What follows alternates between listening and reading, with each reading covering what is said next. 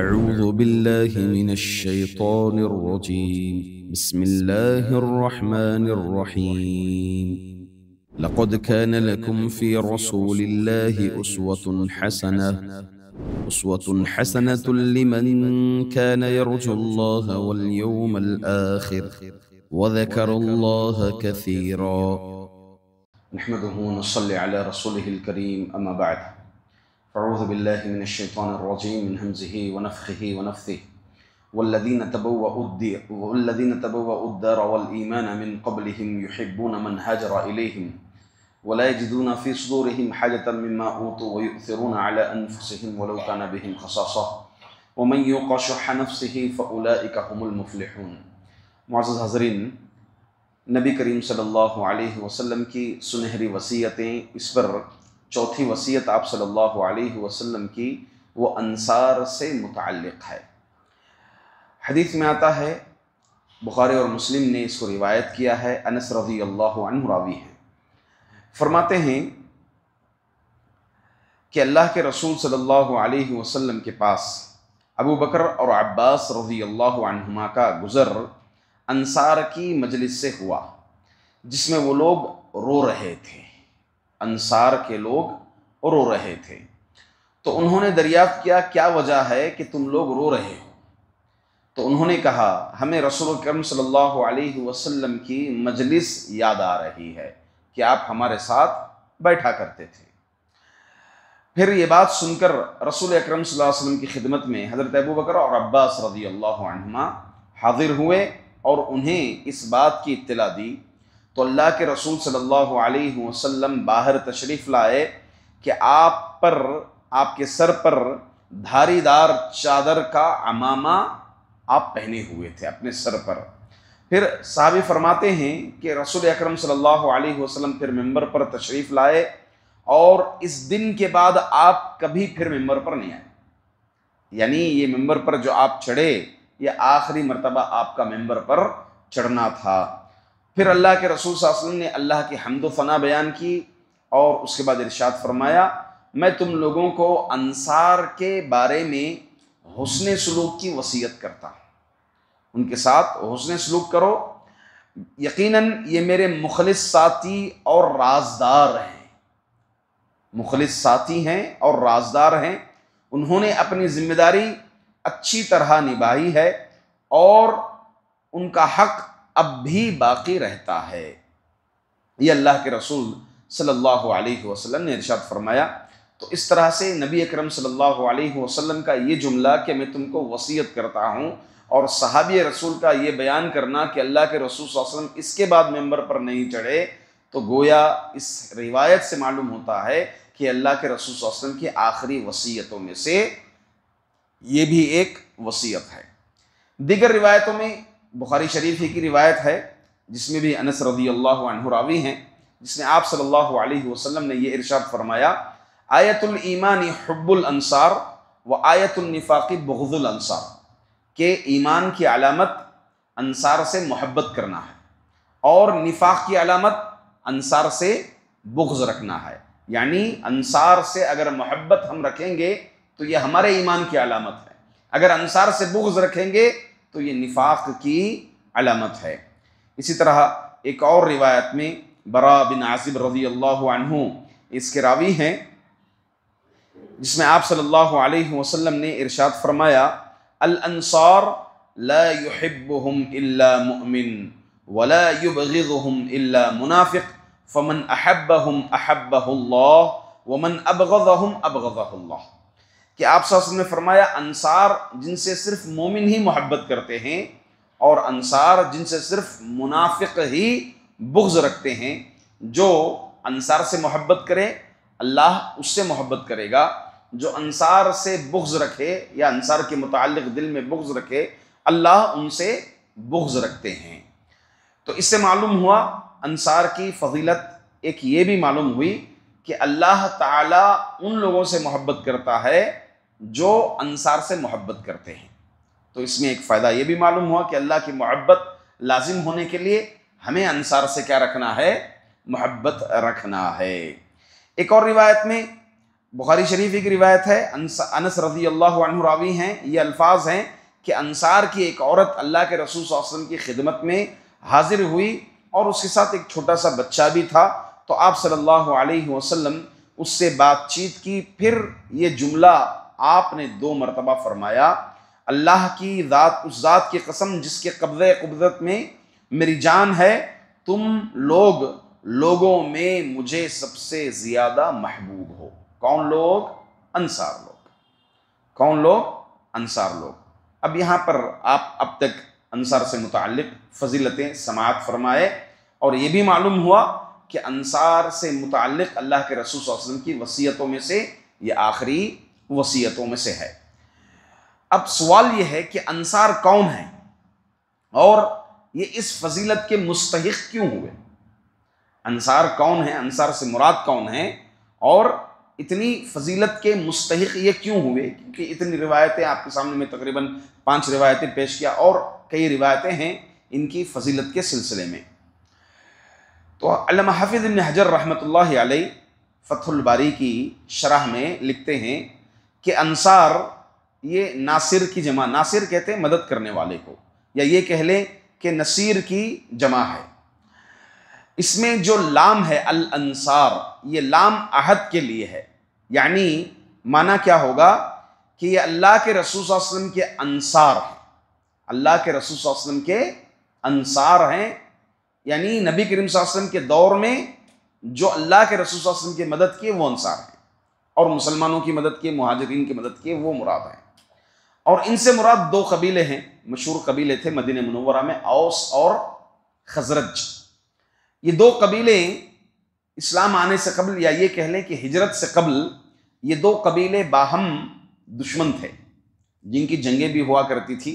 اور حتیٰ کہ کتاب السیر وغیرہ میں سب سیرت نگاروں نے یہ ذکر فرمایا ہے کہ ان میں جو بڑے بڑے تھے، جو بڑے بڑے کفار قسم کے، سخت قسم کے لوگ تھے، تو ان کی ہجرت سے قبل ایک جنگ ان میں واقع ہوئی جس میں بڑے بڑے جو سخت قسم کے لوگ تھے کافر، وہ لوگ مارے گئے.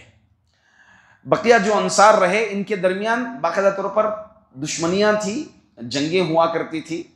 تو اسلام کی دولت دیکھیں، توحید کی نعمت دیکھیں کہ اللہ رب العزت اس کلمے کے تحت کیسے ان دونوں کے درمیان محبت پیدا فرما دی. اور تو اور کہ باہم محبت ان میں تو ہو گئی، اور اس کے علاوہ وہ اجنبیوں سے، چونکہ عرب قبائل کے تعلق سے ہم پڑھتے ہیں، جانتے بھی ہیں کہ خصوصاً خاندانی معاملات میں لے لیں یا پھر قبیلوں کے معاملے میں لے لیں، بڑے ہی بہت زیادہ کیا کہتے ہیں کہ وہ لوگ، عرب لوگ جو باہم قبیلوں کے معاملے میں اور خاندان کے معاملے میں ایک دوسرے کو برداشت نہیں کرنے والے ہوتے تھے، ایک دوسرے کو برداشت کرنے والے نہیں ہوتے تھے. تو اللہ تعالیٰ اس کلمے کے تحت، اشہد ان لا الہ الا اللہ، جو کلمہ ہے، توحید ہے، توحید کا تقاضا، تو اس کے بدولت اللہ تعالیٰ ان میں اتنی محبت ڈالا کہ مہاجرین آنے سے قبل یہ لوگ کس طرح سے تیار تھے اور ان کی مدد کیسے کی. یقیناً یہ تاریخ میں بات موجود ہے، اور اللہ رب العزت اس کا نقشہ بھی کھینچا ہے قرآن کریم میں. والذین تبوؤا الدار والایمان من قبلهم يحبون من هاجر الیہم ولا یجدون فی صدورهم حاجة مما اوتوا ویؤثرون علی انفسهم ولو کان بهم خصاصہ.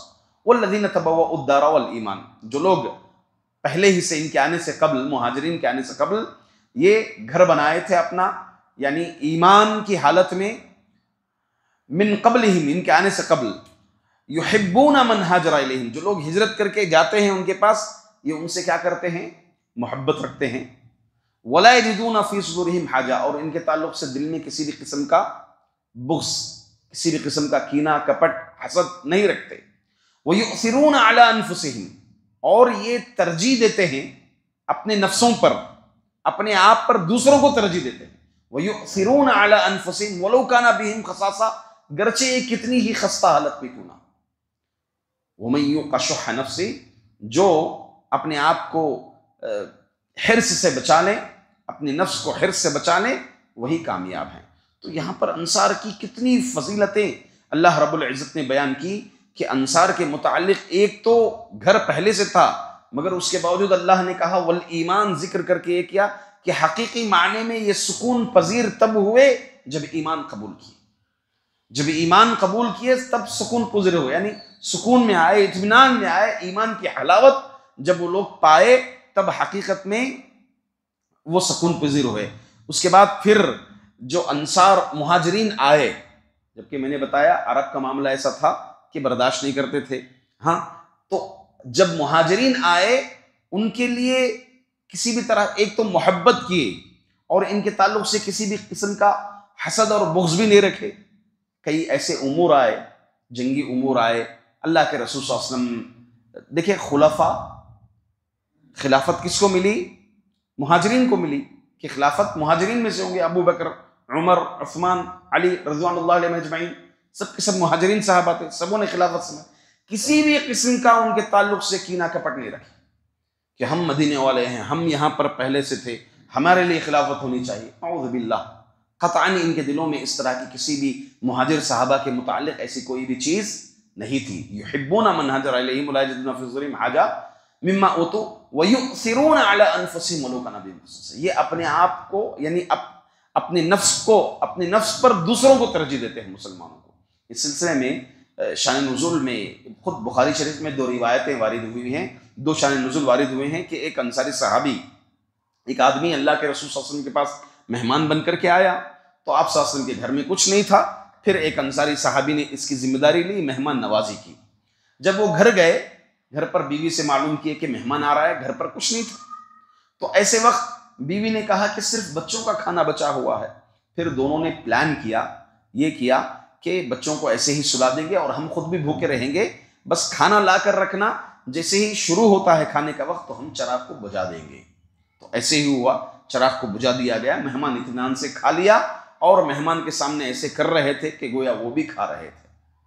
تو یہ واقعہ اللہ تعالیٰ کو اتنا پسند آیا، اللہ تعالیٰ نے ان کی شان میں یہ آیت نازل فرما دی، یؤثرون علی انفسہم ولو کان بہم خصاصہ، جتنی گرچہ کتنی مصیبت میں ہو، خستہ حالت میں ہو، وہ دوسروں کو ترجیح دیتے ہیں۔ اور اسی طرح سے جب ہجرت کر کے آئے، اللہ کے رسول صلی اللہ علیہ وسلم نے بھائی چارگی کروائی، اس میں سے ایک انصاری صحابی کے پاس 2 بیویاں تھیں، ان کی 2 بیویاں تھیں، تو مہاجر صحابی کے لیے یہ کر دیا کہ 2 میں سے آپ ایک اختیار کر لیں، میں طلاق دے دوں گا، پھر آپ اپنی زوجیت میں رکھ لینا۔ سبحان اللہ، کتنی بڑی قربانی۔ اور اسی طرح سے 2 گھر ہیں کسی کے پاس، یہ 2 گھر ہیں، جو گھر آپ لے لیں آپ لے لیں، اختیار کر لیں، بقیہ جو بچے گا گھر میرا ہوگا۔ کسی کے پاس 2 باغ ہیں، وہ 2 باغ ہیں، ایک باغ آپ لے لیں، باقی باغ میرا ہے۔ سبحان اللہ، یؤثرون علی انفسہم ولو کان بہم خصاصہ۔ اسی لیے ان کا مقام، ان کا مرتبہ، ان کے متعلق اللہ کے رسول صلی اللہ علیہ وسلم نے اتنی فضیلتیں، احادیث میں فضیلتیں وارد ہیں۔ ابھی آخری چیز جو انصار رضی اللہ عنہم اجمعین کے متعلق جو بات ہے وہ یہ کہ ان کے حقوق کیا ہیں، یعنی ان کے تعلق سے محبت رکھنا ہے، بغض رکھنا ہے۔ کچھ حقوق احادیث کی روشنی میں آپ کے سامنے میں بیان کر دوں، 4 حقوق ہیں۔ سب سے پہلی چیز ایک یہ ہے کہ ہم ان سے محبت کرنا ہے، ان کی تعظیم کرنا ہے، تعظیم ظاہر کرنا ہے، اور اسی طرح ان کے محاسن، ان کے اخلاق کا تذکرہ کرنا ہے، ذکر کرنا ہے۔ اس کو دروس کی شکل میں ہو، ہاں، کسی بھی بیانات کی شکل میں ہو، ان کے محاسن کو گنوانا ہے، ذکر کرنا ہے۔ اسی طرح سے ان سے بغض کرنے سے بری ہونا چاہیے، بچنا چاہیے، ان کے تعلق سے بغض نہیں رکھنا چاہیے، جیسا کہ احادیث میں وارد ہوئی ہے۔ بلکہ امام حیثمی رحمۃ اللہ علیہ کے متعلق آتا ہے، ان کی کتاب ہے الزواجر، جس میں کبیرہ گناہوں کو ذکر کیا ہے، اس میں سے آپ نے 464 یا 465ویں گناہ میں یہ ذکر کیا ہے کہ جو انصار سے بغض رکھتا ہے یہ کبیرہ گناہ ہے۔ یہ کیا ہے؟ کبیرہ گناہ ہے۔ اس میں آپ نمبر وار کے طور پر اس میں ذکر کیا ہے۔ اسی طرح نمبر 3 ان کے حقوق میں سے ایک حق یہ بھی ہے کہ ان میں سے کسی ایک کی طرف سے بھی احسان اور بھلائی پر خوش رہنا اور راضی رہنا چاہیے، جیسا کہ اللہ کے رسول صلی اللہ علیہ وسلم حدیث میں بھی فرمائے ہیں، تم میں سے جو شخص کسی عہدے پر ذمہ دار بنے جس میں وہ کسی کو نفع یا نقصان پہنچا سکتا ہو، تو وہ انصار میں سے بھلائی کرنے والوں کی بھلائی کو قبول کرے اور ان میں سے جو برائی کرنے والا ہے اس سے درگزر کریں، اس سے کیا کریں؟ درگزر کریں، ان کی گناہ کو، ان کی غلطی کو کیا کرنا چاہیے؟ درگزر کرنا چاہیے۔ اور چوتھا حق یہ ہے اللہ اور اس کے رسول اور اسلام کے لیے جو انہوں نے مدد کی، اسلام کے لیے جو کوششیں کی، جو محنتیں کی، مدد جو کی، نچھاور جو کیا، مال جو نچھاور کیا، وہ ہم بھی ان کو پڑھ کر ہماری زندگیوں میں بھی ایسی قربانیاں ہونی چاہیے، ایسی قربانیاں جو انہوں نے اسلام کے لیے، یعنی اسی کو انہوں نے دولت سمجھا کہ اسلام ہی سب سے بڑی دولت ہے، اور اسی اسلام کے لیے انہوں نے دنیا کی سب کچھ دولت لٹانے کے لیے تیار ہو گئے۔ سبحان اللہ۔ تو ہمیں بھی چاہیے کہ ان کے نقش قدم پر چلتے ہوئے ایسی کوشش اور ایسا تعاون اور اسلام کے لیے ایسی قربانیاں ہمیں بھی چاہیے کہ ہم عطا کریں۔ اللہ تعالیٰ سے دعا ہے کہ اللہ رب العزت ہم تمام کو انصار سے محبت رکھنے کی توفیق عطا فرمائے، اور ان کی قربانیاں ہمیں بھی اللہ تعالیٰ ادا کرنے کی توفیق عطا فرمائے۔ آمین۔ السلام علیکم ورحمۃ اللہ وبرکاتہ۔